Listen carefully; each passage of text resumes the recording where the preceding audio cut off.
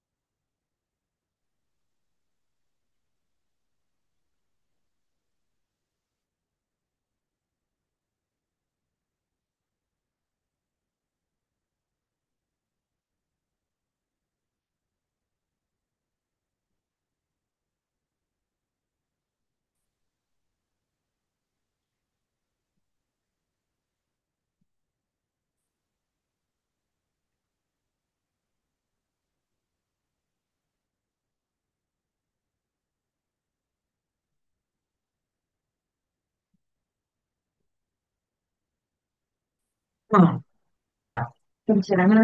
לכם. סך עכשיו רוצה לסיים מסלול מיון בלימודים.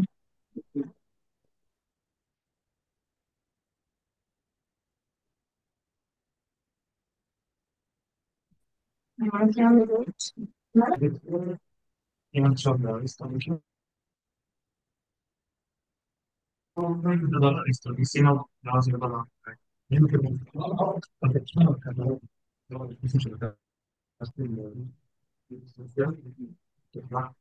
כאילו, רציתי להבין איך זה נכון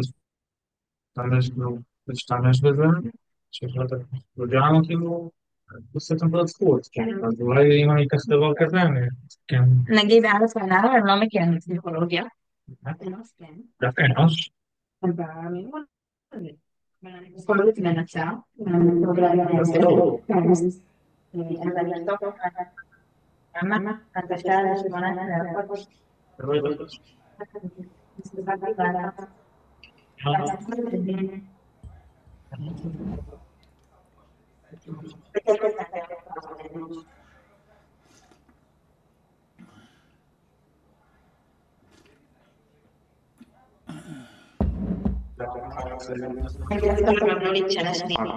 כאילו גם אני צריכה לחשוב על זה מהצד שלי.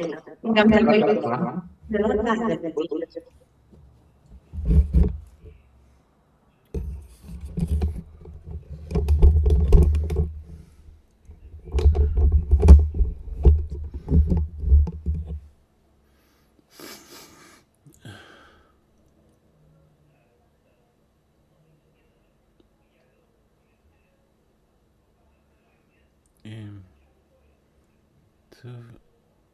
טוב, כבר מאוחר.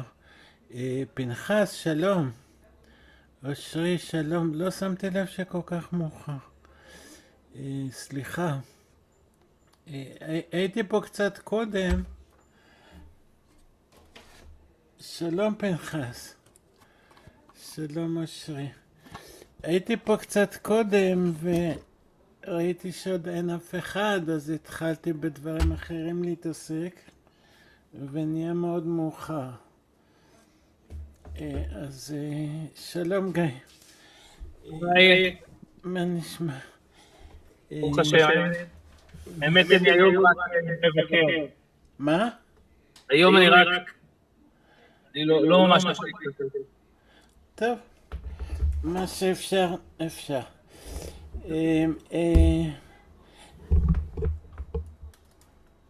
בסדר, בדיוק התחלנו מאוחר, אני ראיתי שאין אף אחד, גם דנה בארצות הברית, אז התחלתי להתעסק במשהו אחר ונסחפתי ושכחתי שלא שמתי לב שנהיה כל כך מאוחר. אז טוב, אנחנו בפרק י"ז, זה פרק כזה, כל הפרקים כאלה, אבל זה במיוחד, שהוא עמוק והוא מכיל המון דברים, אז אנחנו כל פעם מתחילים אותו והולכים לאיבוד בתוכו. זה כמו להיכנס לאיזה יער, לאיזה ג'ונגל שאתה לא יודע את הדרכים. אז כל פעם נכנסים והולכים לאיבוד ומחפשים דרך ונשארים מבולבלים. אז אנחנו עושים את זה כבר כמה שיעורים ועדיין אנחנו בשלב, בדרך כלל אחרי כמה זמן מקבלים איזושהי תחושה שיש לנו איזה משהו, איזשהו כיוון, איזשהו דבר שראינו, אז אנחנו ממשיכים הלאה. אבל פה עוד לא ראינו כלום בפרק הזה. ואנחנו כל פעם נכנסים אליו והולכים בו לאיבוד ומתבלבלים ומתפזרים והולכים כל מיני כיוונים ולא יוצאים בהרגשה שלא ראינו כלום, כי זה מין יער כזה, זה כמו להיכנס ליער ולאבד את הדרך בתוכו. ככה זה הולך, אבל אין לנו ברירה, אנחנו נעשה את זה עוד פעם ועוד פעם עד שנרגיש שמשהו משהו, איזושהי אמירה שדבר ראינו פה, ואז נוכל להמשיך. אז נראה, צריך סבלנות. לפעמים עוד פעם ועוד פעם ועוד פעם, אבל עובדים עם סבלנות. טוב, אני קורא עוד פעם. לא תחשוב כי החוכמה האלוהית לבד היא הנמנעת מן ההמון, אבל רוב חוכמת הטבע. וכבר נכפה לך אומרנו ולא במעשה בראשית בשניים. גם חוכמת הטבע צריך להסתיר אותה ולא לדרוש אותה בציבור, אלא רק עם שני תלמידים. ואין זה אצל בעלי תורה לבד, אבל אצל פילוסופים וחכמי האומות מקדם היו מסתירים הדברים בהתחלות ומדברים בהם בחידות. ואפלטון ומי שקדם לו היה קורא החומר הנקבה והצורה הזכר. סתם שאלה טכנית, אתם שומעים אותי ברור?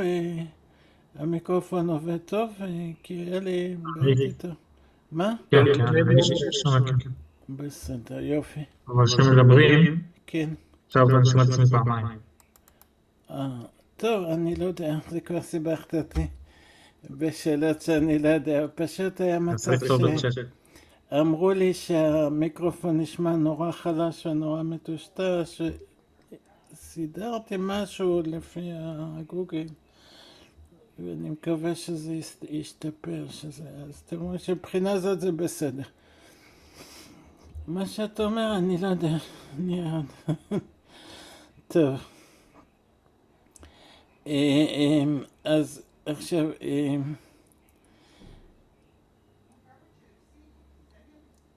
כן, דיברנו קצת בפעם קודמת שזה שאפלטון היה קורא חומר הנקבה והצורה הזכר, המורה נבוכים אומר שזה להסתרה.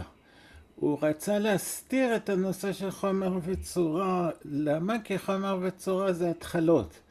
וכל מה שהוא התחלה הוא בעצם ההתגלות של האינסוף בעולם הטבעי, המוגדר, הסופי, המצומצם. אז ההתגלות של ההתחלה זה איפה שהעולם המצומצם, מאיפה הוא נובע, מה המעיין שלו, מה ההתחלה שעליה משם הוא שופע, משם הוא מתהווה. וההתחלה היא תמיד מהמקום של האינסוף. אז זה סוד, הנקודה הזאת שמשם העולם מתחיל, מהאינסוף, העולם הטבעי, זה סוד בעולם הטבעי, אז את זה מסתירים. והסוד הזה הוא חומר וצורה, ואפלטון רצה להסתיר את החומר והצורה, הוא קרא לזה זכר ונקבה, ובדרך כלל זה לא סתם שאפלטון חיפש איזה קוד, כמו מרכבות ברזל, לא יודע מה, מצא איזה קוד וקרא לזה לפי איזה קוד, אלא יש משהו בין זכר ונקבה שהוא אמירה לגבי הנושא שלנו. רק שזה נאמר בתור להסתיר, בתור לבוש, לא עצם הדבר, אבל זה גם אמירה, זה לא סתם הסוואה וזהו, הם לא עבדו ככה פשוט. כן, כן, דיברנו שההתחלה זה כל מה שלא מוגדר. והטבע הוא בהכרח, כשמתבוננים בו לעומק, הוא מתחיל מהלא מוגדר. זאת אומרת, נגיד, יש דברים בטבע שנמצאים. עכשיו, אם מתבוננים היטב מה זה מציאות, הכוס נמצאת, חתול נמצא, שולחן נמצא, מה פירוש המילה נמצא? דבר שזה פירוש מאוד חידתי. דבר ראשון, למה שדבר יימצא כשהוא יכול לא להימצא? מה פתאום? מאיפה זה בא? מאיפה צמח לנו דבר כזה שיש? המצב כאילו ההתחלתי, הבסיסי זה שלא יהיה. פתאום יש, מה זה? מה זה הדבר הזה יש? עכשיו, גם לא מובן מאיפה זה בא, מה פתאום שזה יהיה, וגם לא מובן מה זה בכלל. מה זה יש? מה... לא כשאני לא מבין מאיפה זה הגיע, אני לא מבין בכלל מה זה, מה פירוש המילה יש. נגיד חתול, אז יש לו חומר בשר חתולים, ויש לו צורה נפש חתולית. עכשיו, זה עדיין לא אומר שהוא נמצא. זה עדיין לא אומר שיש אותו. יכול להיות שיהיה קיים בעולם חומר חתולי וצורה חתולית כמהות ולא כמציאות, לא כישות. הרמב"ם מבדיל בין מהות למציאות. והם לא, זה נקודה שאנחנו, אני עוד פעם גולש, אבל כאילו אני גולש, אני רק מביא דוגמה מה זה התחלה, אבל זו גלישה שאנחנו נצטרך אותה. היא לא סתם גלישה לטייל ביער, אלא זה נושא שתכף אנחנו נצטרך אותו לעצם הדברים. בחלק א' פרק נ"ז הוא כותב, ידוע כי המציאות הוא מקרה קרה לנמצא, ולזה הוא עניין נוסף על מהות הנמצא. המציאות זה מקרה שקרה לנמצא, ולזה הוא עניין נוסף על מהות הנמצא. זאת אומרת, יש מהות הנמצא. הקדוש ברוך הוא ברא מהות של חתול. מה זה מהות של חתול? זה הצירוף של חומר וצורה של חתול. צורה בלי בשר זה לא חתול. זה חתול מעולם הנשמות. זה לא חתול באמת. עכשיו, חומר בלי צורה בכלל לא קיים, ודבר כזה, וזה לא... אז מה זה חתול? זה מהות שהיא מאוחדת מחומר וצורה, וזה חומר שמתאים לקבל את הצורה. זה חומר של בשר חתול, שהוא בעצם צירוף של 4 היסודות, באופן שמתאים, מוכן לקבל את צורת החתוליות. צורת החתוליות זה החיות שבו. מה זה צורת חתוליות לעומת צורת כלביות, צורת סוסיות? האדם, צורת האדם זה חי מדבר. זה מבדיל את האדם מסוס. הסוס לא מדבר, האדם מדבר. אבל מה מבדיל את הסוס מכלב? שניהם לא מדברים. אז עכשיו, הצורה מבדילה, כמו שהצורת אדם שהוא חי מדבר מבדילה אותו מסוס, אז ההבדל מונח בצורה תמיד. החומר הוא רק נושא, משרת, מצא להתגלות של הצורה, אבל הדבר הוא הצורה. זה כמו, אני מצייר עיגול ואני מצייר משולש. על נייר, יש נייר אינסופי ואני לוקח עיפרון ואני מצייר עליו עיגול ומשולש. אז מה שמבדיל בין העיגול למשולש זה הצורה שלהם, שזה צורת עיגול, זה צורת משולש. הנייר לא מבדיל ביניהם, זה אותו נייר. אז ככה, הנייר זה משל החומר. כולם עשויים מאותו חומר ראשון, שאחר כך נהיה 4 היסודות והרכבת 4 היסודות. כולם אותו דבר. כשאנחנו תופסים את עצמנו כחומר, אנחנו זהים. אם אני תופס את עצמי כחומר, גוש בשר, אז אין הבדל ביני ובין אושרי ובין גיא ובין פנחס. אנחנו כולנו גוש בשר. אין הבדל. אין משהו שמייחד את אושרי מגיא או מפנחס. כולם זה חתיכת בשר, זהו. ההבדל הוא בצורה. מה זה צורה? הצורה זה, נחזור, אני לא רוצה להיכנס לצורה של אושרים או לצורה של גיא, כי זה צורות פרטיות, וזה נושא, צורות פרטיות זה נושא יותר בעייתי, יותר מורכב. נלך לצורות טבעיות, צורת נגיד כלב לעומת צורת חתול. מה מייחד אותם? אז אין ייחוד כמו זה מדבר וזה לא מדבר. אז מה כן, יש שיר כזה של להקת כוורת. קח שועל ותיקח עכבר ותראה הם אותו דבר. לעומת זאת, הקרפד לא דומה לאף אחד. אבל האמת היא שמבחינת אריסטו, גם הקרפד אותו דבר. יש לו ראש, גוף, עיניים. מה הוא שונה בעצם מעכבר? הוא משועל. אז זו צורת גילוי חיים אחרת. זאת אומרת, כשאדם חווה באמת לעומק, ממש לעומק, נוגע בסוס נגיד, הוא מרגיש חיים סוסיים, חיים בצורת סוס. זה אופי מסוים של חיים שאנחנו לא יכולים להכניס את זה למילים, אבל מי שמתעסק עם סוסים, תגיד לו, מה זה משנה הסוסים האלה שאתה כל כך אוהב, שאתה כל יום הולך לרכב עליהם, ויש לך סוס שאתה אוהב אותו, ואתה חבר שלו? זה כמו עכברים, כמו בשיר, קח שועל ותיקח עכבר, ותראה הם אותו דבר. גם עכברים זה יצורים חיים. יש להם עיניים, יש להם הורים, יש להם פרצוף, יש להם לב, יש להם גוף, והם מתרוצצים, הם חיים בדיוק כמו שסוס חי. אז מה מיוחד לך בסוס שאתה... יש אנשים נגיד מגדלי כלבים שהם מאוד אוהבים כלבים וחיים את הנושא של כלבים, יש חתולאים, יש אנשים שאצלם סוס זה משהו מאוד, יש להם חבר סוס שהוא באמת חבר נפש שלהם והם אוהבים אותו, והם לא יחליפו אותו בעכבר.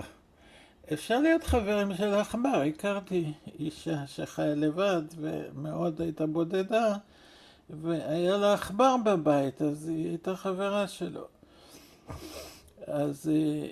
אבל סוס זה משהו אחר. מה אחר? כי זה הוויה אחרת של חיים. זה חיים אחרים, זה חיי סוס, זה חיים של סוסיות. זה תחושה, זה תפיסה, זה מהות שונה בחיים של הדבר. עכשיו לעניין שלנו, הבורא יכול לברוא צורה של חיים סוסיים, שהיא תהיה מותאמת להיות מאוחדת, מורכבת עם בשר שהוא בשר שמתאים להיות בשר של סוס. לא כל דבר. זה כתוב שהצורה שוכנת בחומר לפי הכנת החומר. בשר סוס הוא מוכן לקבל צורת סוס, אז היא מתלבשת בו. אני יודע, מי ים לא יכולים לקבל צורת סוס, כי זה חומר שלא מותאם לצורה הזאת. אז לא יהיה לנו סוס שהגוף שלו עשוי מכך וכך מי ים או חול. אבל בשר, שזה הרכבת 4 יסודות בהרכבה מסוימת, כן יהיה, כי זה מוכן וזה מקבל בזה צורת סוס. צורת סוס זה החיים, תמיד הצורה זה החיים. כל פעם שמדברים על צורה דבר, מדברים על החיים של הדבר. הצורה החיצונית, השטחית, זה לא צורה, זה התואר. בפרק א', כשהרבא מדבר על צלם, אז הוא אומר,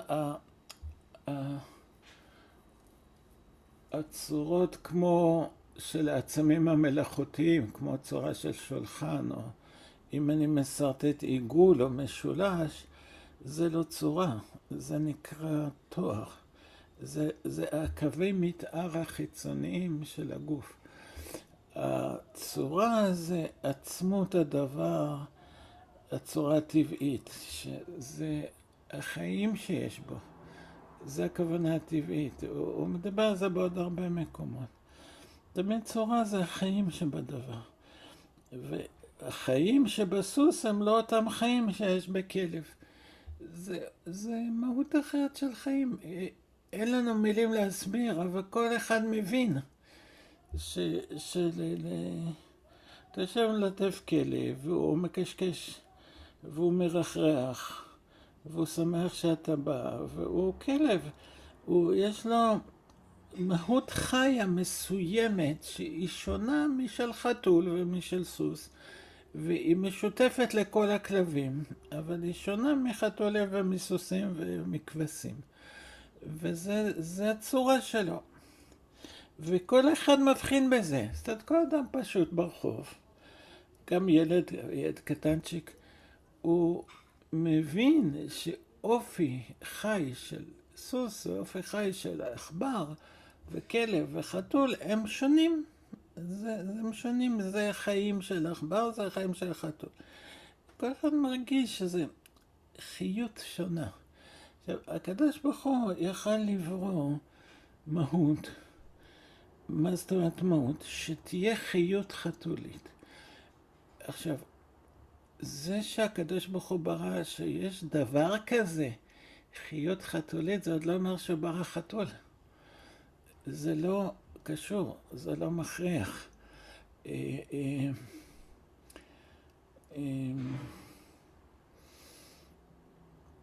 וזה הכוונה מהות? מהות זה הכוונה, מה זה הדבר הזה? הוא צורת חתול. זה המהות שלו. עכשיו, זה שהקדוש ברוך הוא ברא צורת חתול, זה עוד לא אומר שיהיה עכשיו במציאות קיים חתול. יכול שלא יהיה קיים במציאות חתול, אבל צורת חתול קיימת. כשיתאים, כשתתחבר עם חומר, אז היא תתלבש בחומר, והיא תהיה... האמת שגם זה לא. גם החומר, נברס חומר, המושג חומר, אופי כזה של חומר נברא, וזה לא אומר שיש אותו. זה מה שהרמב"ם כותב. זה נקודה שהיא, הוא אומר, ידוע כי המציאות היא מקרה קרה לנמצא, ולזה הוא עניין נוסף על מהות הנמצא. יש מהות הנמצא. מהות זה חומר וצורה. והחומר וצורה יכול להיות נמצא ויכול להיות לא נמצא. מבחינת ישות. יכול להיות שיש לו ישות או אין לו ישות. בכל מקרה הוא נמצא כחומר וצורה. הוא נמצא כמהות. אבל זה לא אומר שהוא נמצא כישות, כדבר שיש אותו. אין קשר בין הדברים. פה הוא שם לנו את האצבע, דבר שדיברנו עליו כמה פעמים, על סוד היש. שהמושג יש הוא מושג סודי, הוא מושג חידתי. עכשיו,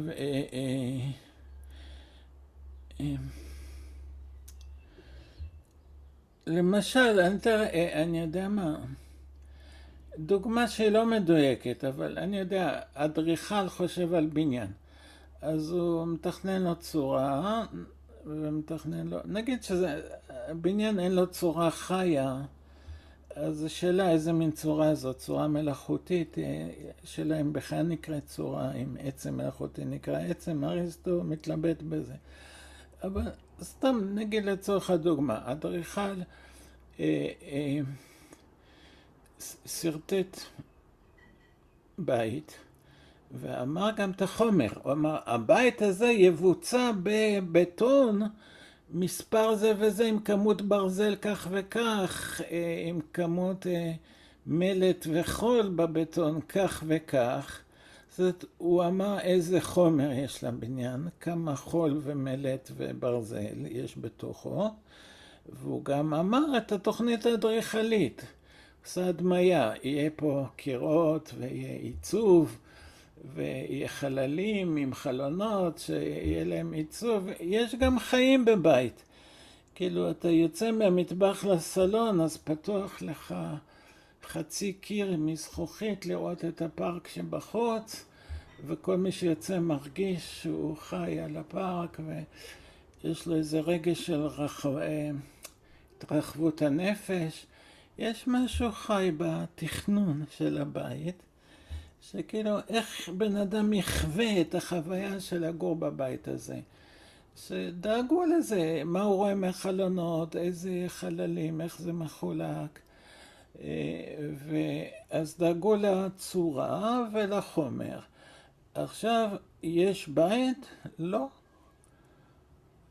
יש תוכנית של בית ויש חומר. כאילו, ידוע שזה החומר יהיה בטון כזה. החומר יהיה מעוצב בצורה כזאת לפי הסרטוט של האדריכל. עכשיו, אני רוצה עכשיו לגור בבית הזה. אז אומרים לי, אדוני, עוד לא בנינו אותו, ואנחנו, אתה יודע מה, אנחנו גם אולי לא נבנה אותו אף פעם. הוא לא עומד למכירה, אתה לא יכול לקנות אותו, כי אין פה מה לקנות. הבית לא קיים. ואתה לא יכול לגור בבית שלא קיים. אני בא ואומר, יורד גשם בחוץ, אני רוצה להיכנס לבית שקניתי, שילמתי עליו. כמה עולה בית כזה גמור? לא יודע, 5 מיליון שקלים. אני אתן לכם 10 מיליון שקלים, תמכרו לי אותו על הנייר. תמכרו לי אותו ככה. אז קחו כסף, קניתי את הבית, רשמתי אותו על שמי בטאבו, עכשיו יורד גשם, אני רוצה להיכנס לבית שלי, שלא ירד עליי גשם, אז בבקשה תיכנס, איפה זה? לא יודעים. לאן אני אכנס? תראו לי, אין, הבית לא קיים. גם אף אחד לא אמר שיבנו אותו בכלל. תכננו. אז יש מהות, המהות של הבית קיימת. הבית קיים כמהות. מישהו ברא אותו כמהות. האדריכל, המהנדס, כל אנשי המקצוע האלה, הם בראו בית, אבל הם בראו מהות. הם בראו חומר וצורה, אבל הם לא בראו שהבית יהיה קיים. יש הבדל בין קיים ובין להיות מהות. עכשיו, אז מה זה קיים? מה זה להיות קיים? אין לנו תשובה. אנחנו יודעים שאם בית הוא קיים, אפשר להסתתר מהגשם בתוכו. אם הוא לא קיים, אז הגשם ייפול עליי. אבל זה רק השלכה. זה רק נפקא מינה. זה כאילו, מזה שיש לבית ישות, יוצא שאני יכול להסתתר בו מהגשם. אבל מה זה בעצם ישות? מה זה הדבר הזה שישות שהוא הופך את הבית לדבר שאם אני נכנס לתוכו הגשם לא ייפול עליי, שבאמת אפשר לגור בו, שיש אותו. מה זה להיות יש? אז הרמב"ם אומר, להיות יש זה לא קשור למהות. יש לדבר מהות. אחרי שיש לה מהות, אולי הוא יש ואולי הוא לא יש. זה נשאר פתוח. השאלה אם הוא יש או הוא לא יש, זו שאלה שנשארה פתוחה. גם אחרי שבוודאי נבראה פה המהות. אז הוא אומר שהמציאות מקרה קרה לנמצא. מה פירוש מקרה קרה? מקרה זה הכוונה משהו שבא לו מבחוץ, לא מתוך עצמו. כל דבר המציאות שלו, אם מקרה קרה לו, הכוונה, יש כאן כבר מהות. יש כאן בית עם חומר וסרטוט אדריכלי, זה המהות של הבית, או חתול הזה שזה בשר חתולי עם נפש חתולית, אבל המהות הזאת, או שיש אותה או שאין אותה, אז היא מקרה, זה שיש את הדבר, זה מקרה לדבר. מקרה הכוונה, משהו חיצוני לו, משהו שלא חייב להיות בו. אולי יהיה בו ואולי לא יהיה בו. אז כמו הג'ינג'יות שלו זה מקרה בו. מה פירוש מקרה? הוא יישאר אותו אדם גם אם הוא לא יהיה ג'ינג'י. הוא יישאר בדיוק אותו חי מדבר. וגם הוא יכול להיות, הוא יזקין והשיער שלו לבן ולא יישאר בו אף כתום. והוא עדיין אותו אדם בדיוק.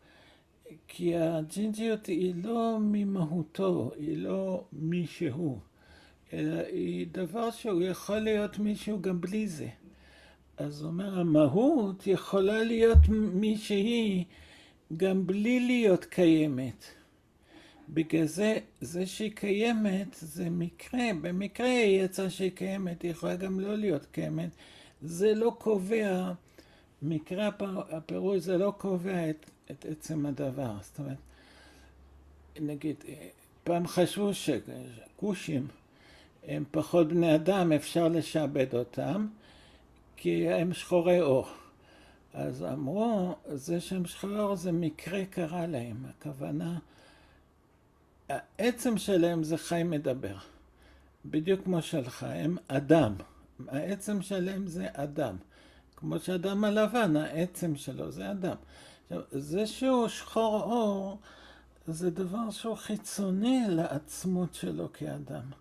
הוא יכול להיות אדם עם כל צבע של אור, והוא יהיה אותו אדם. זה לא מעלה ולא מוריד בכמה הוא אדם. בגלל זה זה מקרה, כי זה לא קשור לעצם הדבר. אז פה להיות נמצא זה מקרה לדבר. אם החתול נמצא או לא נמצא, זה מקרה לו. המהות שלו היא לא מקרית לו. המהות שלו זה הגדרה שלו, זה מה שקובע מהו. אז אם יהיה לו הגדרה אחרת, אז הוא לא יהיה חתול, הוא יהיה כלב.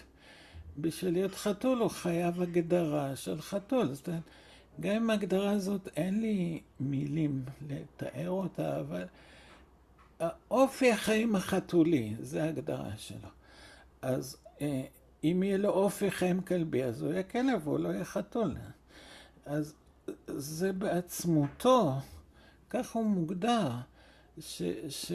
שיש לו את המהות של אופי החיים החתולי. בחומר שמתאים לזה, שחומר לא יהיה מים או חול, אלא בשר מסוים. אבל זה שיש כאן מהות של חתול, זה עוד לא אומר שבאמת הוא יהיה. זה שהוא יהיה זה מקרה. מקרה הכוונה בא מבחוץ, ויכול לבוא ויכול לא לבוא. והמהות תישאר מהות, בין אם בא לה ישות או שלא בא לה ישות, בכל מקרה נשאר מהות באותה מידה. זה לא משפיע על המהות אם היא נמצאת או לא. היא אותה מהות כמו שהיא. אז זה מה שאומר, המציאות היא מקרה קרה לנמצא. זה קרה לו שהוא נמצא, הוא יכול את זה, ולזהו עניין נוסף על מהות הנמצא. יש מהות, זה הדבר, ואת זה אי אפשר להחליף, אי אפשר לשנות. תשנה את המהות של חתול, אז הוא יהיה לך כלב, הוא יפסיק להיות חתול. הוא חתול כי יש לו מהות של חתול. אבל אם הוא באמת קיים או שהוא לא קיים, זה שאלה אחרת. היא לא היא שאלה נפרדת, הוא יכול להיות לא קיים או כן קיים, בכל מקרה המהות לא משתנה. זה לא נובע מעצם מהמהות אם הוא יהיה קיים או לא. אז אריסטו אומר שיש 4 סיבות לעצם. אם יש דבר, יש חתול, יש לה 4 סיבות. חומר, צורה, פועל ותכלית. אבל ה4 האלה הם לא אותו דבר. חומר וצורה זה קובע את המהות של הדבר. פועל ותכלית זה קובע אם יש אותו. זאת בשביל שיהיה לו לא רק מהות, אלא שיהיה נמצא, לא מספיק שיש חומר וצורה. כי החומר וצורה יכולים להיות, והדבר לא נמצא. אז כאילו, אם יש חתול, זה שיש לו חומר חתולי וצורה חתולית, זה עוד לא מספיק סיבה שהוא יהיה קיים. כי יכול להיות לו חומר וצורה, והוא לא יהיה קיים. אז כן. קשה לי לקלוט איך אפשר להגיד, חומר וצורה קובעים את המהות. כי אני תופס שהמהות היא יותר מופשטת, אז יותר קודם. מה אתה אומר? קשה לי להבין איך אפשר להגיד שהחומר וצורה קובעים את המהות, כי בהבנה שלי, המהות היא סיבה מופשטת שקודמת. לא, אז אני אומר, צורה זה לא שאלה אם הוא עגול או מרובע, שמן או רזה, אלא צורה זה אותו דבר מופשט שאתה קולט. זה החיים, זה החיות החתולית עם האופי החתולי שיש בחתול זה הצורה. זה לא התואר, שזה המתאר של הגוף, אלא זה המהות, אותה מהות פנימית שאתה מתכוון אליה, זה הצורה. אז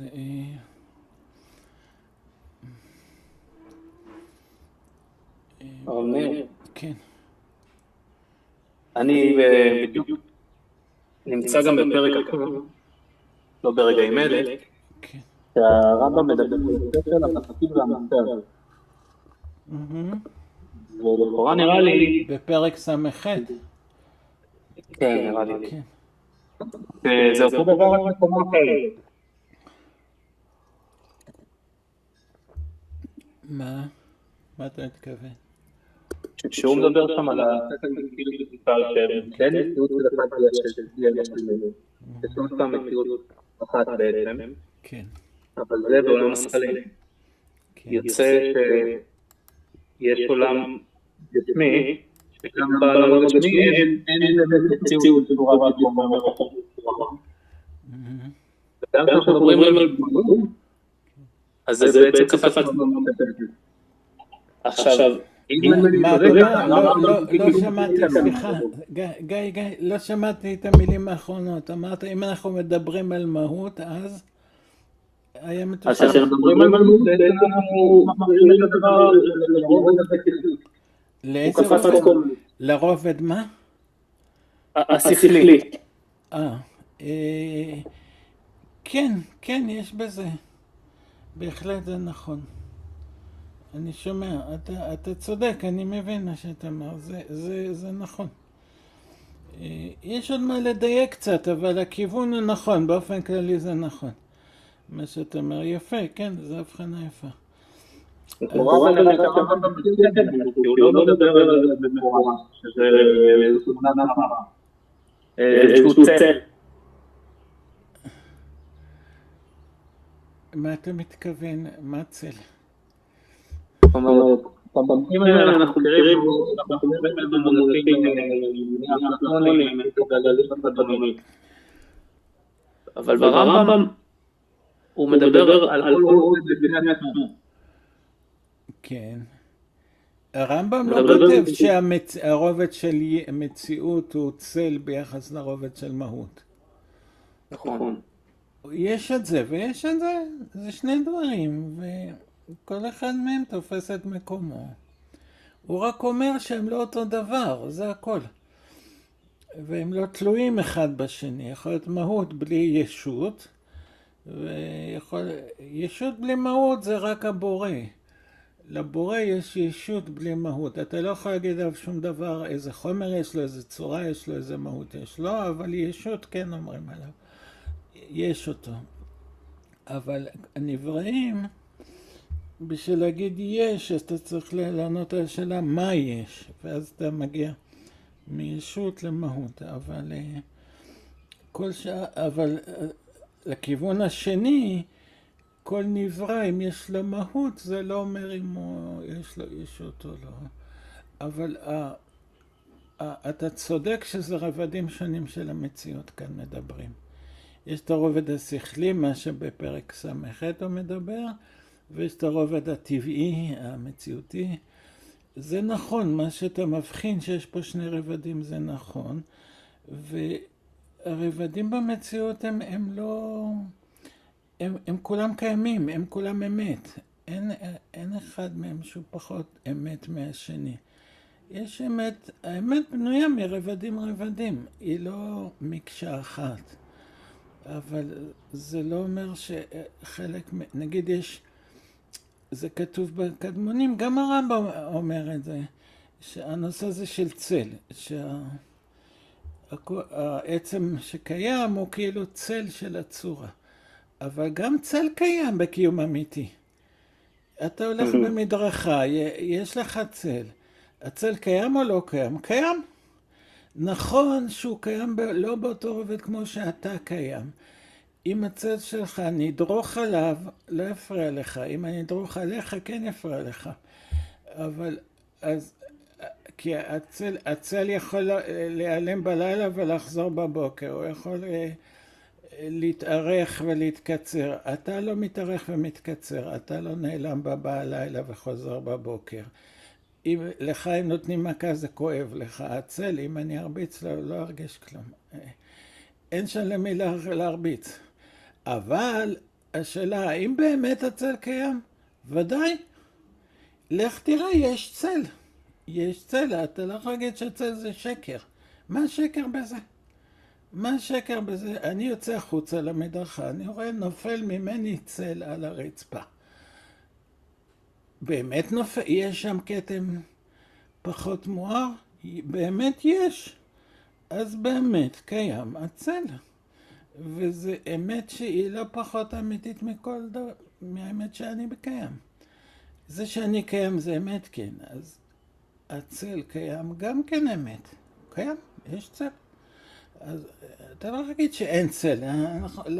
גם למה שתגיד שאין? הנה, אנחנו רואים שיש. מה הבעיה בזה שהוא קיים? מסכן, למה להשמיד אותו? מה הוא עשה לנו רע? רואים אותו, הוא קיים. כמו כל דבר שקיים. עכשיו, הקיום שלו זה רובד קיום שונה מהקיום של הבן אדם שמטיל את הצל. רואים שזה רובד קיום שונה בזה שאפשר לדרוך עליו, האורך שלו משתנה, כל מיני דברים כאלה שמראים לי שזה אופן שונה של קיום, רובד שונה. זה לא רק אופן, זה רובד, זה באמת עולם הצללים, זה עולם אחר מעולם הדברים האמיתיים, כאילו במרכאות. אבל זה עולם שוק, בגלל זה רובד נפרד, אבל זה אמיתית, האמת שלו, הוא אמיתית. לא פחות מכל דבר אחר במציאות. אז הרמב"ם רק מחלק, הוא אומר זה צללים וזה הגופים שמטילים את הצל. אבל הוא לא אומר שזה פחות אמיתי מזה. טוב, ננסה לחזור אלינו. אז אני אמרתי שיש הבדל בין מהות לישות, ויש מהות וזה עוד לא אומר שתהיה ישות. בשביל שתהיה ישות, שהדבר יהיה יש, צריך מישהו פועל, מישהו שיעשה אותו. צריך גם תכלית, בשביל לא יעשו אותו אם אין לו תכלית. ואם יש לו תכלית, אז בשביל התכלית הפועל יעשה, ויעשה שזה יהיה נמצא, לא רק שזה יהיה מהות. אבל המהות זה רק החומר והצורה, וברגע שמגיעים לישות שהדבר יש אותו, אז כבר צריך את הפועל והתכלית, שפועל הופך אותו ליש. את המהות הופך לדבר שיש אותו. עכשיו, אז פה רואים את הנושא של התחלה. כי זה קשור למה שאמרת, גיא, שיש עולם שהשכל המושכל, השכל המשכיל והמושכל הם אחד. וזה עולם של השכל.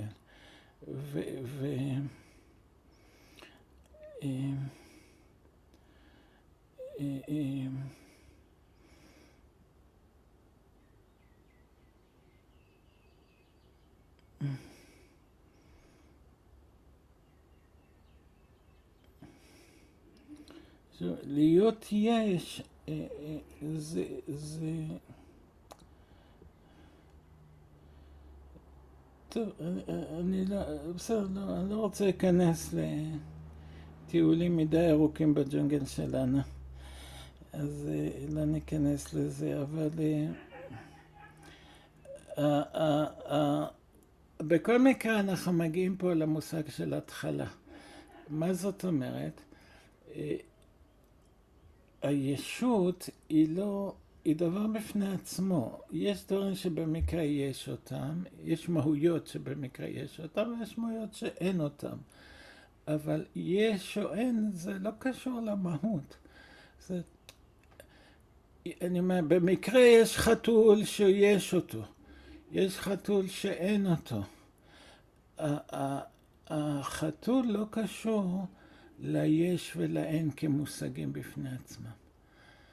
כי יכול להיות שיהיה חתול ואין אותו.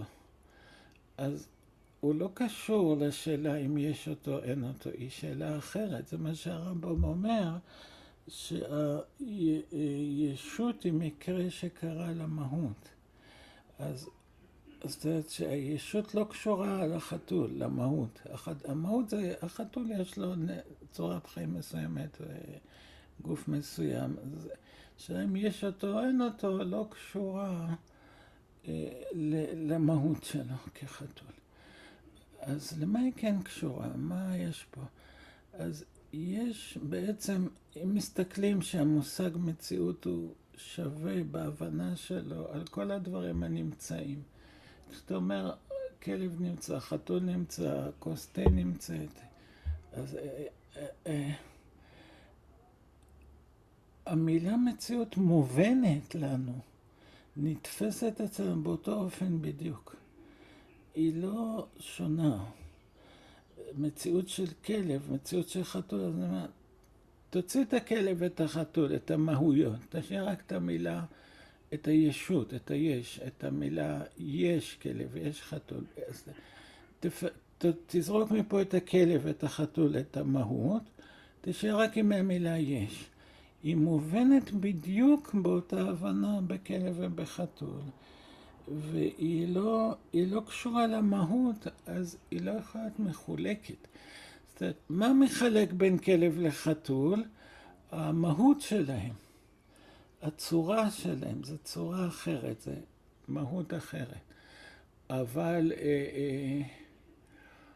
אם הנושא של יש אותו או אין אותו, הוא לא קשור למהות, וזה מה שהרמב"ם אומר, שהישות היא מקרה קרה למהות. היא לא עצם המהות. היא לא קשורה לעצם המהות. היא משהו חיצוני. אם משהו חיצוני לא יכול להיות הבדל בין מציאות של כלב למציאות של חתול. כי מה בכלל מפריד מכלב וחתול? המהות, הצורה. אבל אם יש אותו, אין אותו, זה לא חלק מהנושא בכלל של מהות, של צורה. זה לא קשור לזה, זה נושא אחר. אם זה נושא אחר, אז בנושא האחר הזה, מה מפריד לי בין כלב לחתול? התשובה היא לא מפריד לך כלום. המציאות של כלב והמציאות של חתול, אתה אומר מציאות, אתה מתכוון לאותו דבר עצמו. אין הבדל. במילה מציאות, אין הבדל בין להגיד חתול נמצא וכלב נמצא. המהות שלהם שונה. הצורה שלהם שונה, אבל המהות והצורה לא קשור לשאלה אם יש את הדבר. זה מה שראינו. המציאות היא מקרה לעצם. ניר, כן. סליחה שאני קורא. כן. אני מנסה בעצמי לגבש בראש מה שאנחנו שומעים.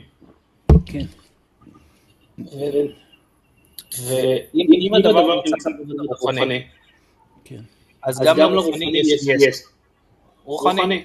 כן. כמו שכל יש מושכל ומשכיל. שכמו לצורה יש חומר והיעדר צמוד לחומר. כן. עכשיו,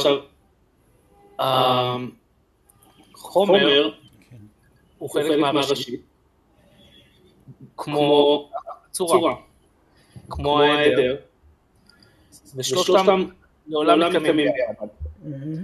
עכשיו, כביכול הרמב"ם אומר, המציאות היא ברובד מסוימים מקרה. היא בכל הרבדים מקרה. נכון. חוץ מצל הבורא. הוא היחיד שמציאותו מונחת בו והיא לא מקרית לו, אלא הוא הכרחי המציאות. הוא נמצא, אין דבר כזה שהוא לא יימצא. אז אולי מה שהרמב"ם אומר כאן זה שהמציאות היא בעצם רצון הבורא. כן, נכון מאוד. נכון. זה באמת ככה. אבל זה הבחינה הכללית של רצון הבורא. יש רצון הבורא שיהיו דברים. כי זה שיש דברים זה גילוי של האינסוף בצורה שאנחנו לא מבינים, בצורה שעושות מעשה מרכבה. האינסוף מתגלה מעצם העובדה שיש בכלל נבראים. בכלל, לא משנה איזה נברא. כשאין בכלל שום נברא, אין מושג של נבראים, אז האינסוף קיים בלי התגלות שלו. כשיש מושג של נבראים, אז כבר משהו נכנס פה אלמנט של התגלות. ובאינסוף יש צד של התגלות, אנחנו לא מבינים אותו, כי זה כבשונו של עולם, הוא יודע למה, אבל זה ככה.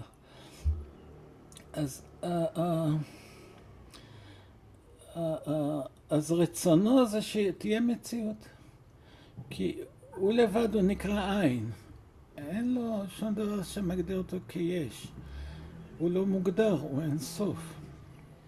אז מה יש פה? אין לו מהות, אז אין מה שיהיה, אז הוא המציאות כשלעצמה, הוא המציאות כמושג מופשט, מציאות לא של משהו, מציאות כמציאות. עכשיו, ההתגלות של זה לברוא נמצאים שהמציאות שלהם היא לא כזאת, אלא הם יכולים להיות והם יכולים לא להיות, יש חידוש בהימצאותם. נמצאים כאלה, הם מגלים על האינסוף, כי הם בעצמם נתפסים, האינסוף לא נתפס בשום דרך וצורה, אבל הם נתפסים באיזושהי צורה, אז הם מגלים על האינסוף. אז האינסוף, אז יש כאן עצם העובדה של יש, היא כבר גילוי.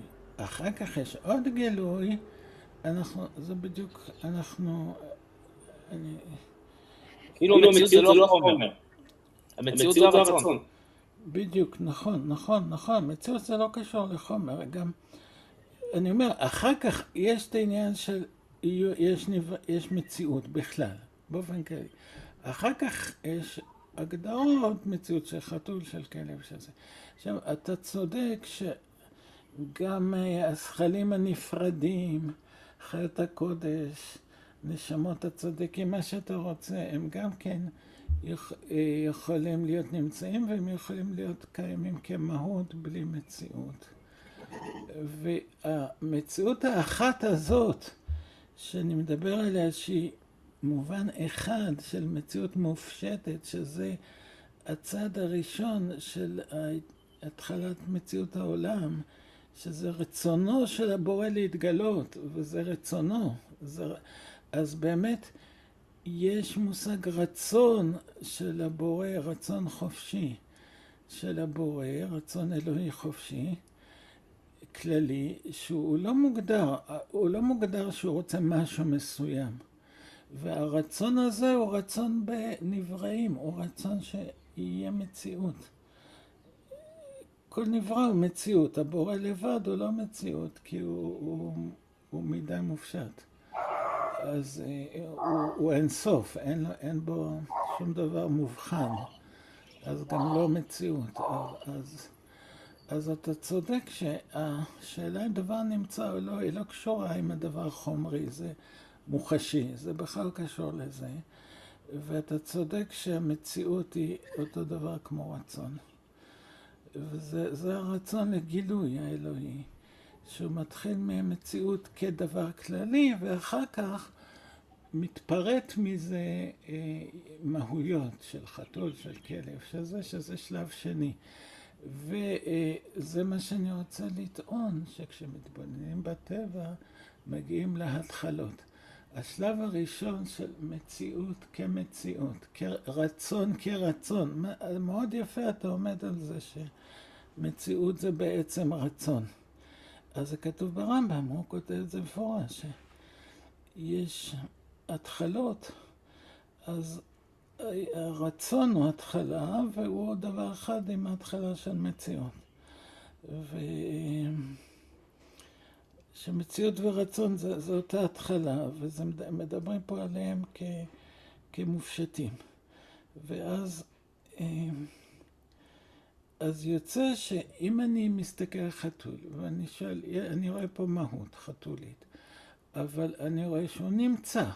מה זה להיות נמצא? להיות נמצא זה להיות רצונו של הבורא בו. הבורא רוצה בו. הבורא מתגלה דרכו באיזושהי צורה שאנחנו לא מבינים איך אין סוף יכול להתגלות בחתול. מה הקשר? אז יש קשר, יש איזו אחדות בין הנבראים לבורא שהיא לא מובנת, יסוד מעשה במרכבה, אבל זה ככה. אז כתוב שהבורא נודע על ידי מעשיו. אז יש רצון שתהיה מציאות בכלל. אחר כך המציאות הזאת היא מתפרטת לפרטים, לחתול ולכלב, אז יש מהויות. אז נהיה מהויות נפרדות. קודם כל יש מציאות כללית, שעוד אין שם מהויות. אחר כך זה נהיה מציאות של מהות פלונית. זאת אומרת, מתחיל מציאות סתם. אחר כך מציאות של חתול, שזה כבר התפרטות של המושג המופשט מציאות למושג פרטי. ופה זה המעבר בין התחלה לסיבה. זאת אומרת, הסיבות של החומר, מבחינת המהות שלו, זה חומר, של העצם, סליחה. סיבות של העצם, מבחינת המהות, מבחינת זה שיש אותו, זה חומר וצורה. כי אנחנו רואים מה הסיבות שחתול הוא חתול, שיש לו צורה חתולית ולא כלבית, ויש לו חומר כזה בשר של חתולים. אז זה המהות שלו, וזה הסיבה שהוא נמצא. אבל זה מוביל אותי בכך להתחלה. התחלה זה החלק הלא מוגדר, הלא מצומצם, ששם הוא לא חתול, הוא מציאות. וכמו שכלב הוא גם מציאות, כל מה גם דף הזה במורה נבוכים הוא מציאות. גם הספירות הן מציאות, הכל זה מציאות שהבורא המציא אותה, ברא אותה,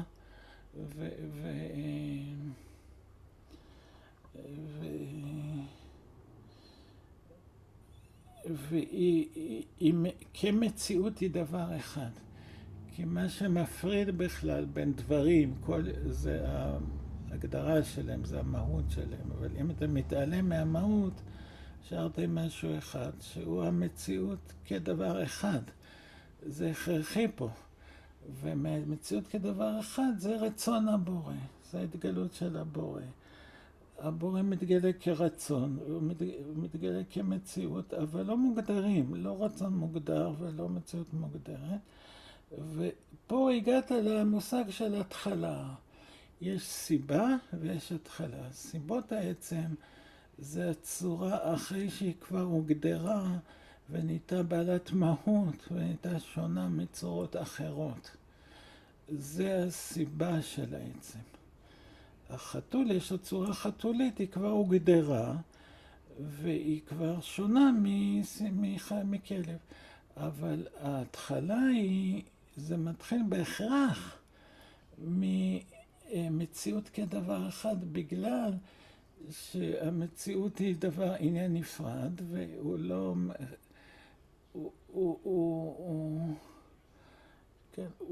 הוא לא מושפע, הוא עוד לפני המהות, אז אין שם חלוקה לדברים. אז זה דבר אחד, מציאות וזהו.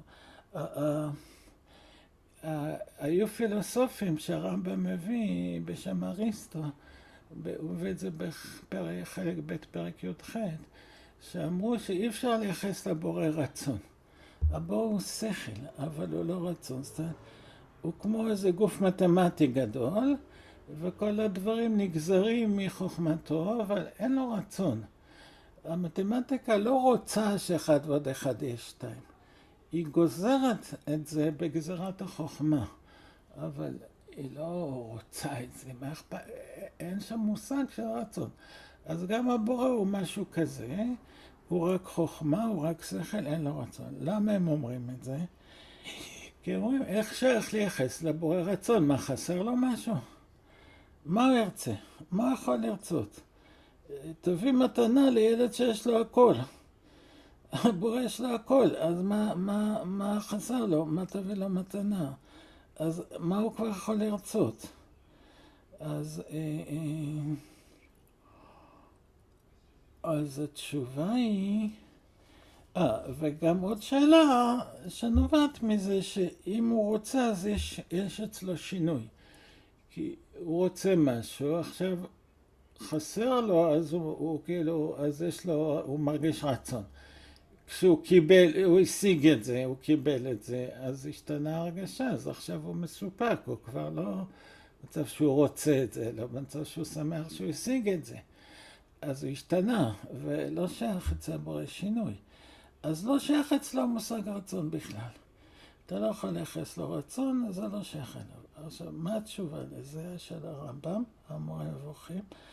שיש לו רצון, עכשיו, אבל זה לא רצון מוגדר, זה רצון כהתחלה. זה לא רצון בעולם שכבר מוגדרים דברים, שכבר יש סיבות לעצמים, אלא זה רצון ברמה המופשטת. זאת אומרת, הוא לא רוצה שום דבר מוגדר. שאתה רוצה סטייק לא, צ'יפס לא, לצאת לטיול לא. אז מה אתה רוצה?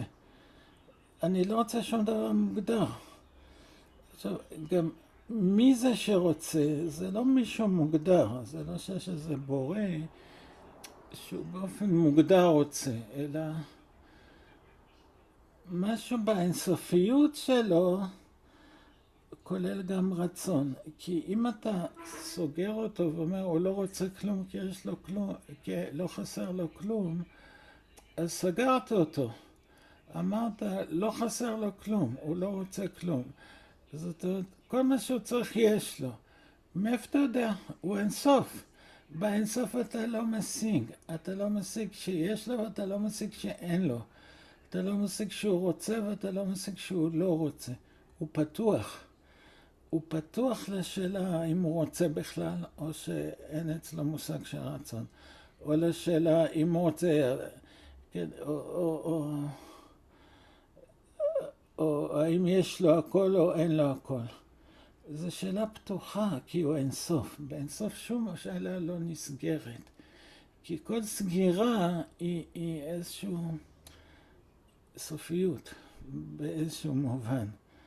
זה תמיד מגיע לאיזושהי הגדרה. אז צריך להיות הגדרה, חסר, כן חסר לו, לא חסר לו, ואז אתה מגדיר אותו או בזה או בזה. אז אתה לא יכול לסגור שאלות, אתה לא יכול להגיד, יש שני צדדים, או שחסר לו משהו או שלא חסר לו כלום, ואני אכניס אותו לאחד משני הצדדים. כי אין צדדים בכלל. באינסוף אין צדדים, ואי אפשר להכניס אותו לשום צד.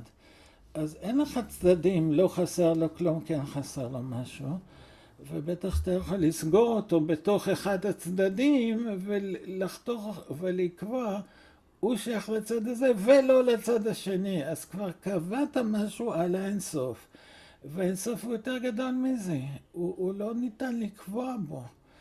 זה כמו שאתה מצייר עם עיפרון על הים. אתה לא יכול לצייר קווים ישרים עם עיפרון על ים. אז אתה לא יכול לצייר אמירות ישרות מוגדרות על האינסוף. האינסוף הוא לא מקבל שום סגירה.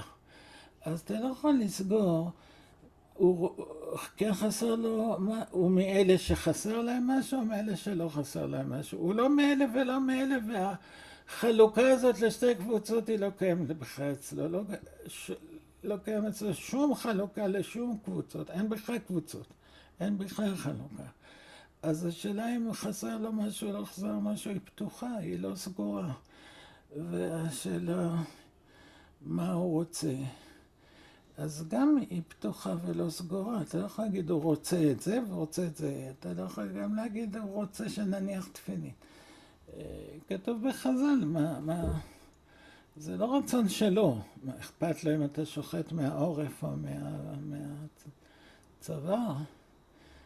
זה לא ניתנו הבריות אלא לצרף בהם בני אדם. לא ניתנו המצוות אלא לצרף בהם בני אדם, אבל לא בגלל שזה, הוא רוצה. אתה רוצה, אז תברך אותי, תן לי סגולה. אני אעשה לך את המצווה שאתה רוצה, ואתה תתן לי איזה סגולה, איזה ברכה, פרנסה. לא, זה לא עובד ככה. הוא לא בא פה כי הוא רוצה משהו. הוא לא רוצה כלום. גם אם קיימת המצווה. אז צריך להבין מה זה בדיוק מצווה, אבל זה לא באופן פשטני, פשוט. הוא רוצה ככה, הוא לא רוצה שום דבר מוגדר, הוא לא רוצה שום דבר סגור בכלל. אז זה עדיין לא אומר שאין אצלו את המושג רצון. יכול להיות שיש אצלו את המושג רצון, וזה מושג פתוח. זה בדיוק, בגלל זה אריסטו לספר המטאפיזיקה הוא קרא ספר התיאולוגיה. המטאפיזיקה זה שם מאוחר. הוא עצמו לא היה לו את השם מטאפיזיקה, אלא את השם תיאולוגיה. כי זה ספר, המטאפיזיקה זה ספר שעוסק בדברים הלא מוגדרים. והבורא הוא בדברים הלא מוגדרים, הוא הלא מוגדר, הוא האינסוף. אז זה עסק בבורא. אז עכשיו, החידוש של המטאפיזיקה, הרמב"ם אומר שהמון לא יכול לייחס מציאות לדבר שהוא לא גשמי. עכשיו, גשמי, אריסטו אומר, כל דבר שהוא מוגדר זה נקרא שהוא גשמי. לא צריך להיות מוחשי. מספיק שהוא מוגדר, כבר הוא גשמי. הוא אומר למשל שמשפט פיתגורס זה גשמי. למה? כי זה מוגדר. אז זה נקרא גשמי. לא צריך שאני יצוות אותו והוא יצעק שכואב לו, שאני אמצא איפה הוא נמצא, אני אבדוק מה הטמפרטורה שלו. הוא לא צריך להיות מוחשי, אבל ברגע שהוא מוגדר הוא דבר גשמי. אז עכשיו,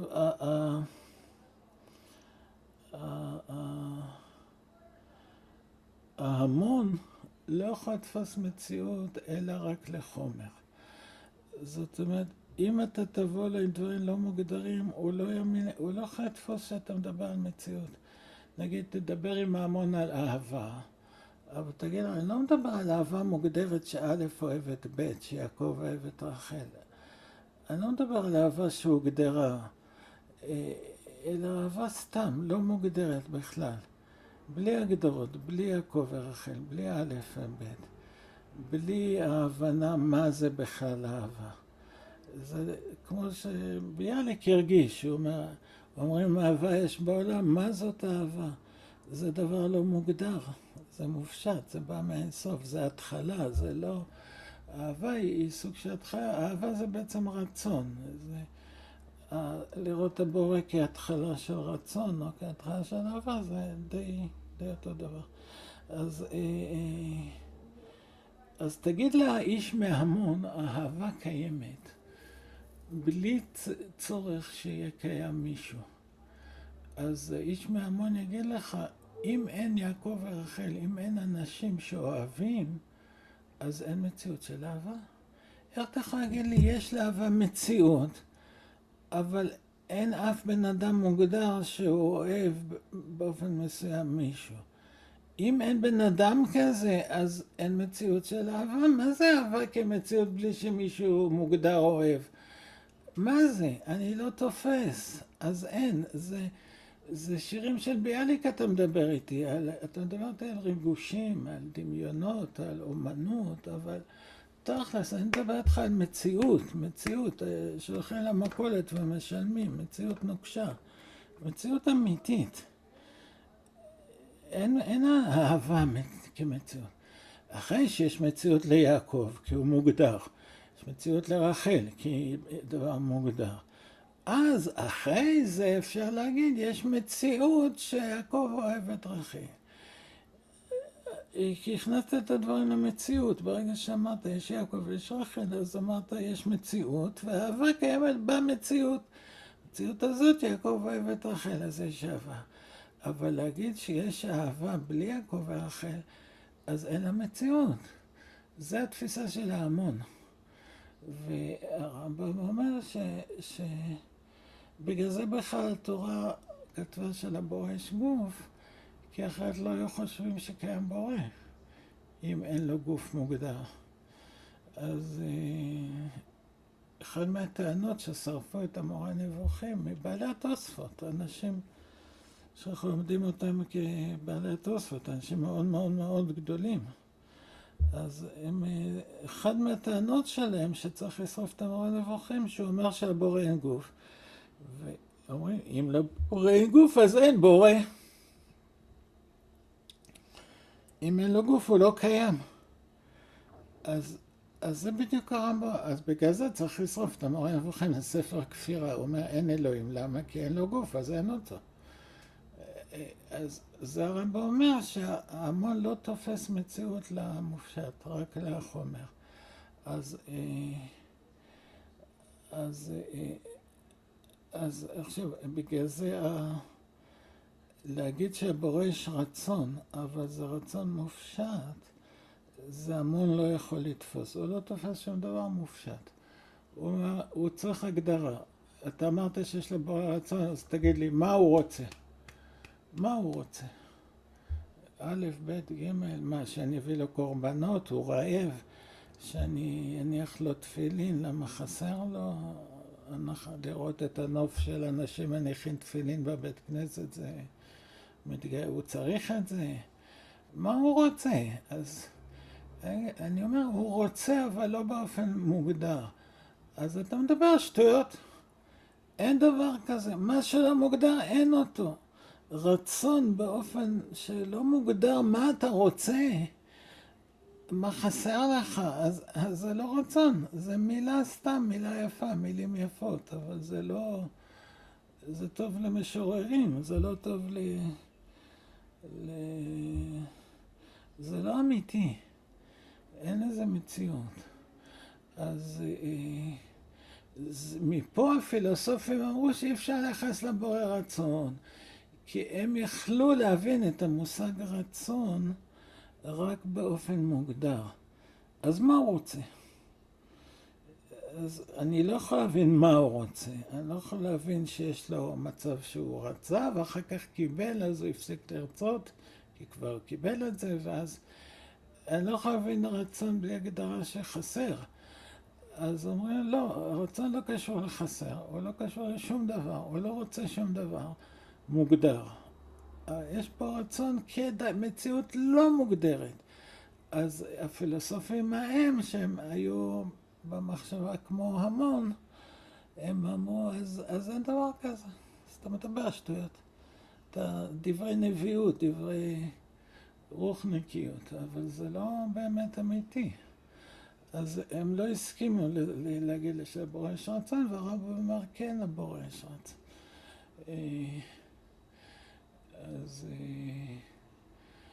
אז עכשיו, זה דוגמה לזה שכל דבר בטבע מביא אותך להתחלות.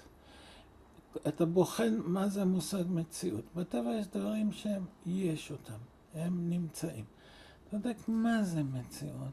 אתה חייב להגיע לזה שמציאות זה רצון הבורא, וזה רצון לא מוגדר, וזה בעצם המציאות. אם הוא רוצה משהו ברצון הלא מוגדר שלו, זה כמו שגיא אמר, שמציאות זה רצון, וזה מאוד נכון. זה יפה מאוד, כאילו, עמדת פה נקודה נורא עמוקה ונורא נכונה, מאוד נכונה. אפשר להגיד פה נורא נכונה, זה דווקא לא טוב. ביידיש אומרים גוואלדיקה, כאילו, זה כל כך נכון שזה מבהיל. אז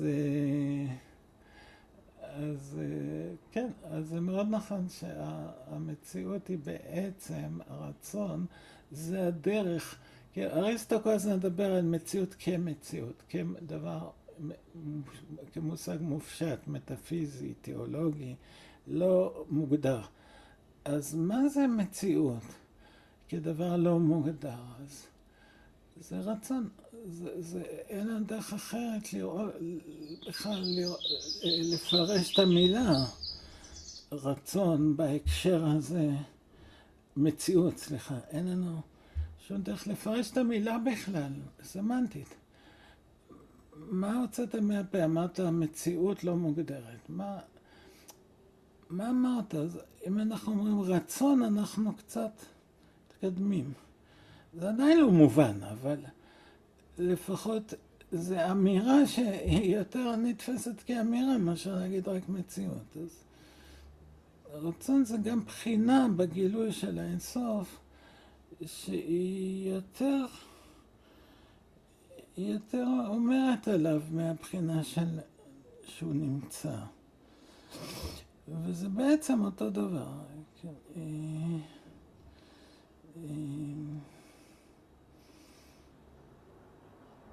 אז זה עוד פעם חזרה על זה שהטבע כולו מסתתרות בו ההתחלות.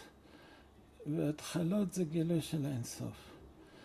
ואי אפשר להבין את המושג הכי בסיסי בטבע, המושג של יש, המושג של נמצא.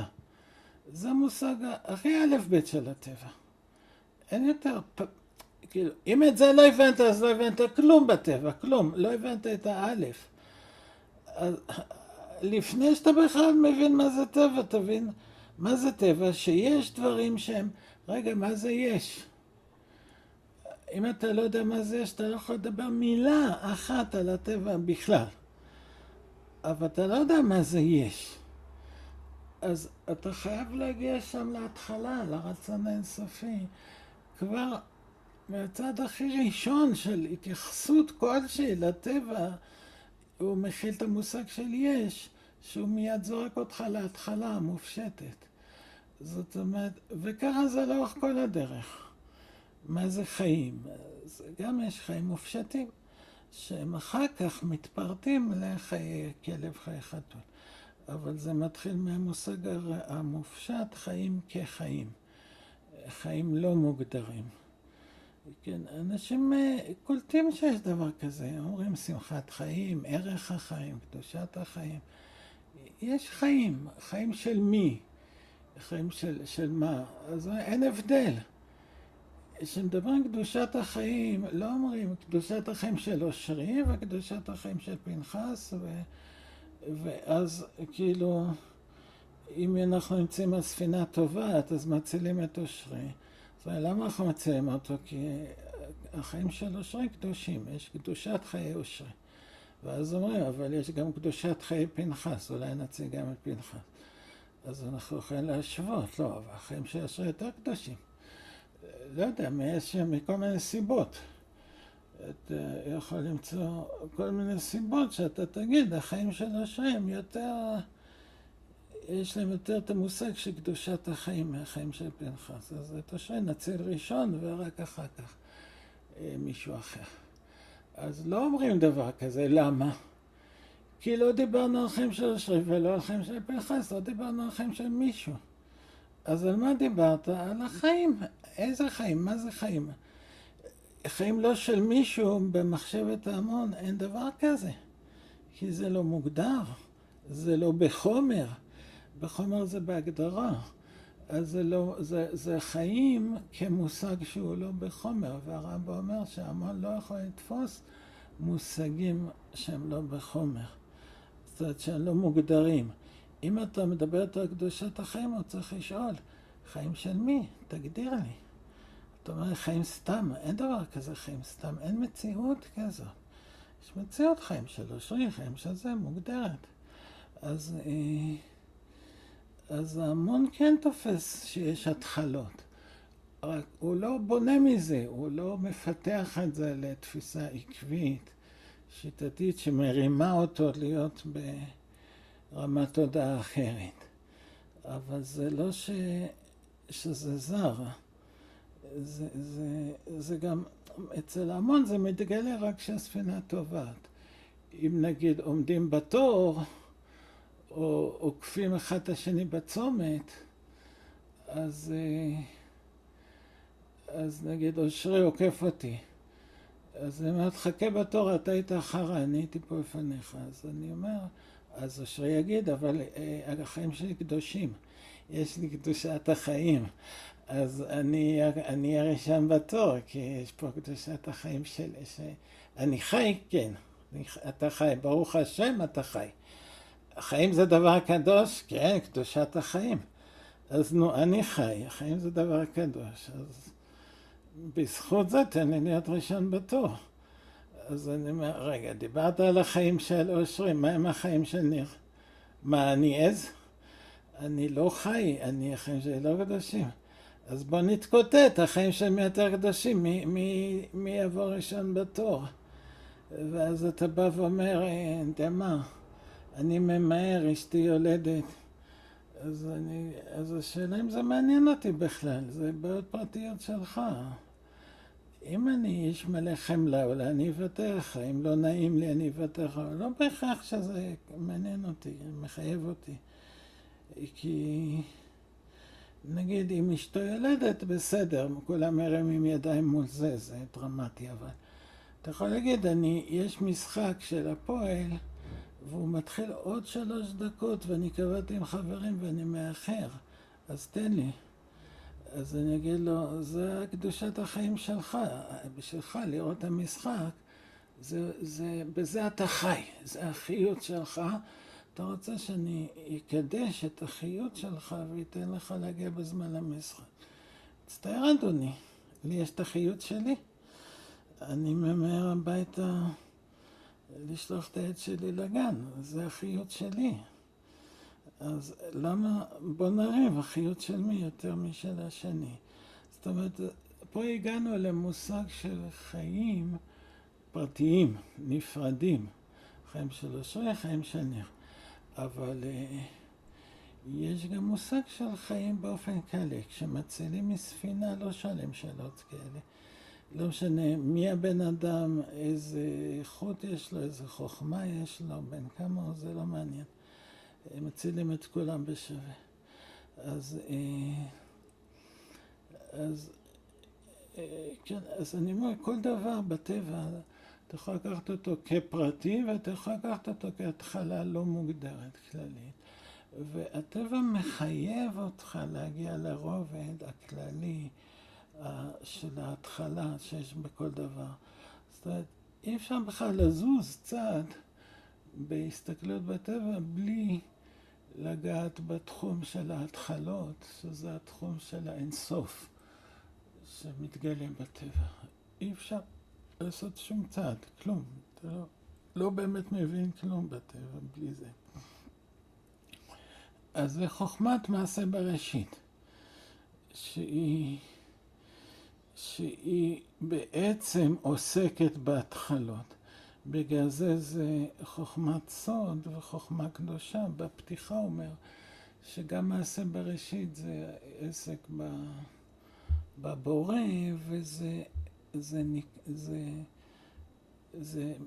החוכמה הזאת היא מצרנית לחוכמת מעשה מרכבה. מצרנית הכוונה כמו 2 שדות שיש ביניהם גדר, הם בעצם המשך אחד.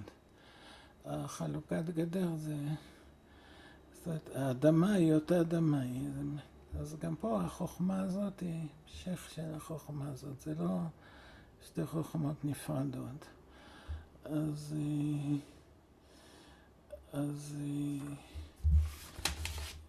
אז הוא מדבר על ההתחלות. אז הוא אומר שהקדמונים היו מסתירים את הדברים בהתחלות. והוא אומר שחוכמת הטבע זה חוכמה בהתחלות. חוכמה של לראות את ההתחלות בטבע. טוב, זה עוד פעם חזרה, אבל אני מרגיש צורך לחזור עוד פעם על הדברים, כי זה, הולכים פה לאיבוד, זה יער כזה שהולכים פה לאיבוד, אז צריך כל פעם לחזור בשביל שממנו נכנסנו ליער, עד שאנחנו, כבר היינו פה, כבר קצת, את הצד הזה של השביל של היער הכרנו, כבר היינו פה פעמיים 3, אז עכשיו אפשר להמשיך להיכנס לתוך היער, ופחות סיכוי שנתבלבל שם לגמרי. אז הכניסה היא, עוד פעם, אני כבר חשבתי בשיעור הקודם שניכנס לזה היום, נתחיל עם זה, אבל אני מקווה ששבוע הבא כבר ניכנס, שזה החומר הצורה וההיעדר המיוחד אשר מחובר לחומר לעולם, אז יש כאן את הנושא של להבין יותר מה זה ההיעדר המיוחד, כי הוא נראה שהוא מדגיש אותו, ומהתחלת אבות היסודות שלוש, החומר, הצורה וההיעדר המיוחד אשר מחובר לחומר לעולם, ולולא התחברות ההיעדר לחומר לא הגיע אליו הצורה, ובזה הצד היה ההיעדר מן ההתחלות. אז כל הנושא הזה של ההיעדר שמחובר לחומר, שבזה הופך אותו להתחלה, מה זה? מה זה ההיעדר המיוחד הזה?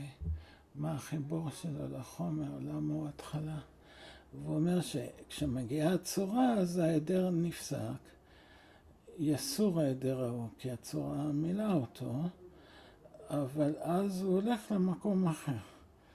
הוא נהיה היעדר במקום אחר. מה קורה פה? מה זה? מה הסיפור של ההיעדר הזה שהוא? אז ההיעדר זה בעצם התנועה. הוא זה שכל המציאות היא תנועה, היא קיימת כתנועה. אנחנו נראה את זה הוא אומר את זה בחלק ג' בסוף פרק י', שהמוות הוא חלק מהטוב, כי הוא גורם שהדברים הם מתהווים ונפסדים, והם בתנועה של הוויה והפסד. וגם בחלק א' בפרק ע"ב הוא מדבר שכל הזמן הדברים לובשים צורה ופושטים צורה, מתהווים ונפסדים, והתנועה הזאת של לפשוט צורה וללבוש צורה היא כמו תנועת הגלגל. זאת אומרת, הגלגל זה יסוד המציאות שהיא תנועה, וזה יסוד התנועה, זה כוח התנועה. אז גם החלק הזה של דברים נולדים ונפסדים הוא יסוד התנועה כמו הגלגל. הגלגל הוא הקצה העליון וזה הקצה התחתון. אבל כאילו זה כמו הבריח, שמלמעלה עד למטה, מהכי גבוה במציאות שזה הגלגל, עד הכי נמוך, שזה הדברים האהובים ונפסדים, הצפרדעים והעכברים. גם הם וגם הם בתנועה. והתנועה של העכברים וחתולים זה שהם מתים ונולדים, זאת אומרת ההיעדר, שדבק בחומר שלהם ההיעדר.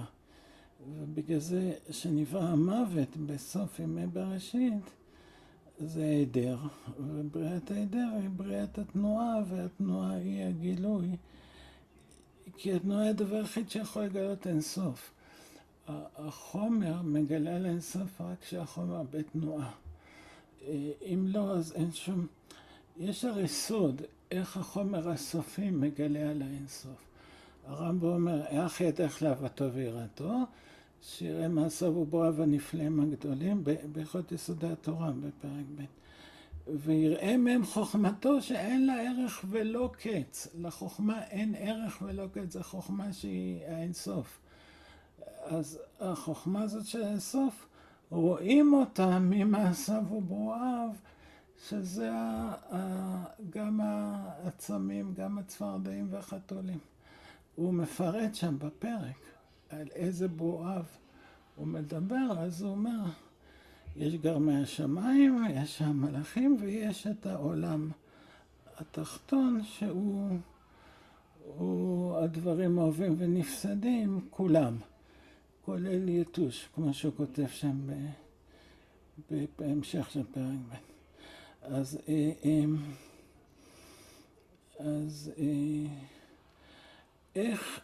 איך עולם סופי יכול לגלות את האינסוף?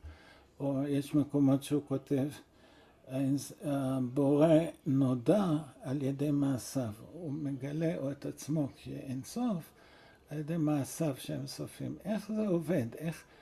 איך דבר סופי יכול להתגלות? איך דבר אינסופי יכול להתגלות בסופי? אז זה עובד מכוח התנועה. התנועה עושה את הפלא הזה. חובת הלבבות מדבר על סוד התנועה. כי התנועה היא מה שמכניס את האלמנט של גילוי אינסוף לסופי. בגלל שהסופי הוא קיים רק כתנועה. למשל, סתם דוגמה, נגיד יש פיל. אז אני מסתכל מקדימה, אז תשאלתי מה זה פיל, זה אף באמצע, עין מימין, עין משמאל, אוזן מימין, אוזן משמאל. אתה מסתכל על אותו פיל עצמו מהצד. שאל אותך מה זה פיל, זה מצד ימין אף, מצד שמאל זנב. אתה תתאר תמונה אחרת ממה שאני אתאר. עכשיו, כל אחד עומד, כולנו עומדים מסביב לפיל. כל אחד מסתכל ויש לה את התמונה שלו. והיא תמונה נפרדת, היא תנועה אחרת, היא לא תמונה כמו של השני. אז איפה אנחנו והשגת הפיל לאמיתו? כדבר תלת-ממדי, ולא כתמונות סטילס שונות אחת מהשנייה. בתנועה, אם אנחנו נלך במעגל, בהליכה בלתי פוסקת מסביב לפיל, אז פתאום אני רואה... וזה לא דבר שעוצרים ועוצרים, זה לא רגעים נפרדים, אלא זה רצף אחד של תנועה. אני מסתכל על הפיל תוך כדי התנועה, אני רואה אותו כגוף תלת-ממדי. הוא מתגלה לי כגוף תלת-ממדי. אם אני לא בתנועה, אני מאבד את זה. אם אני בתנועה, אז התלת-ממדיות מתגלה. אז ככה, האינסוף הוא ברובד אחר של תפיסה. כמו שנגיד, הפיל הוא ברובד התלת-ממדי, זה לא הרובד הדו-ממדי נניח, שזה היה סתם רק בשביל הדוגמה, שכאילו היינו תופסים את העולם ברובד דו-ממדי. באמת אנחנו לא, אנחנו תופסים ברובד תלת-ממדי, אבל נגיד שהיינו בעולם כזה שהתפיסה שלנו הייתה כזאת שתופסת הכל דו-ממד. אז תלת-ממד זה מעבר לתודעה שלנו, אז איך אנחנו מגיעים לזה? על ידי התנועה. אם אתה בעולם דו-ממדי ויש לך תודעה דו-ממדית, אבל אתה בתנועה, התנועה מעלה אותך לעולם התלת-ממדי. אז גם פה התנועה מעלה אותך לעולם של האינסופי. אז בגלל זה המציאות יכולה קיימת רק בתנועה. יש לזה הרבה הסתכלויות, רצו ושוב, או מה שהיוונים קראו פניאומה, זה הכוח החיים של המציאות, שכל המציאות זה נשימות, פעימות לב, יום ולילה, קיץ וחורף, הכל בפעימה. כי זאת אומרת שזה הכל בתנועה. ובעצם המציאות היא תנועה, כמו שגלי הים, אין עצם כזה גל. יש תנועה של מים. הוא רוצה לבודד את הגל כעצם בפני עצמו. בואו ניקח גל אחד הביתה. הלכנו לים, ואם אנחנו אוכל לשדה פרחים, אני אומר בואו נכתוב כמה כלניות נביא הביתה. אז הלכנו לים, ואני אומר בואו נכתוב כמה גלים נביא אותם הביתה. הם יפים. אז אתה לא יכול. אתה לא יכול לקטוף גל. אתה לא יכול להביא אותו הביתה, ואם תביא אותו הביתה, אתה תמצא בדלי מים, אתה לא תמצא את הגל. זה כמו להתראות פנחס. סליחה, אני לא ראיתי פנחס. אני לא ראיתי את השאלות שלך, זה היה לי סגור ולא נפתח. אני מצטער, רק עכשיו אני מבחין. טוב, אנחנו נתייחס לשאלות. אני בשיעור הבא בלי נדע. סליחה. איכשהו זה לא נפתח לי, לא יודע למה. גם עכשיו. טוב, אני אפתח את זה ואני אראה. בסדר? סליחה. טוב. אז אני אומר, יש סיפור כזה על חכמי חלם, שהירח השתקף בדלי. אז האיש ראה את זה ואמר, וואי, הירח נפלנו לתוך הדלי.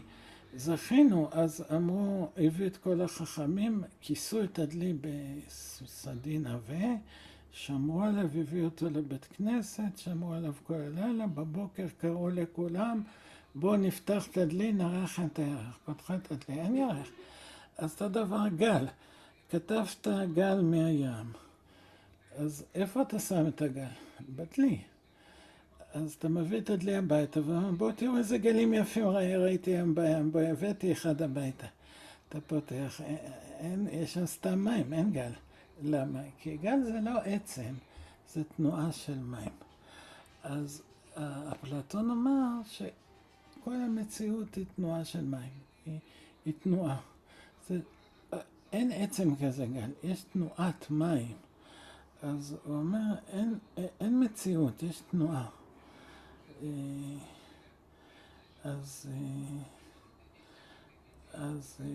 והתנועה הזאת זה הגלגל, הקיצון, שהוא נקרא גלגל כי הוא תנועה. הגלגל זה לא דבר שמסובבים אותו כמו גלגל של מכונית. כשמכונית עומדת, הגלגל עומד. זאת אומרת, יש בו עצם. לא, הגלגל זה לא עצם שמסובבים אותו, או מסתובב מכוח עצמו. זה התנועה שלעצמה, כמו השדה של כוח כבידה, או שדה אלקטרומגנטי, זה כוח התנועה עצמו, זה לא משהו שהזיז אותו. אז זה הגלגל, אז הרמב"ם אומר, כל התנועות שבעולם זה מתנועת הגלגל, כתנועת החלק בשלם. וגם התנועה של הדברים בעולם שלנו, המוחשי, היא כמו תנועת הגלגל. למה? כי הם מתים ונולדים. זה ההוויה וההפסד, זה התנועה שיש בדברים, ובתנועה הם קיימים. זה הווייתם בתנועה. אז בגלל זה המוות הוא ההוויה. כי בלי מוות לא יהיה שהדברים נפסדים ונולדים. אז לא יהיה להם תנועה. אז הם לא בעצם נמצאים בכלל. אז זה בעצם הנושא של היעדר. אבל צריך להבין מה זה היעדר מיוחד. מה בדיוק... אני רק אומר באופן מאוד כללי שהנושא של היעדר קשור לתנועה. זה שכל העולם הוא תנועה, וההתחלה שמדברים, כשאומרים שהיעדר המיוחד זה התחלה, מדברים על התנועה כהתחלה. התחלת המציאות הטבעית זה התנועה. אבל עדיין יש עוד קצת יותר לדייק איך מהיעדר מיוחד מגיעים לתנועה. מה זה בעצם היעדר מיוחד ואיך זה הופך לתנועה. אז נדבר בעזרת השם בשבוע הבא. מקווה שנתחיל להתקדם פה עם זה, כי זה באמת, כל פעם נכנסים מתפזרים, לא מוצאים עדיין דרך. אז אני מקווה שאולי שבוע הבא נמצא דרך. טוב, אז להתראות. תודה רבה. להתראות. טוב.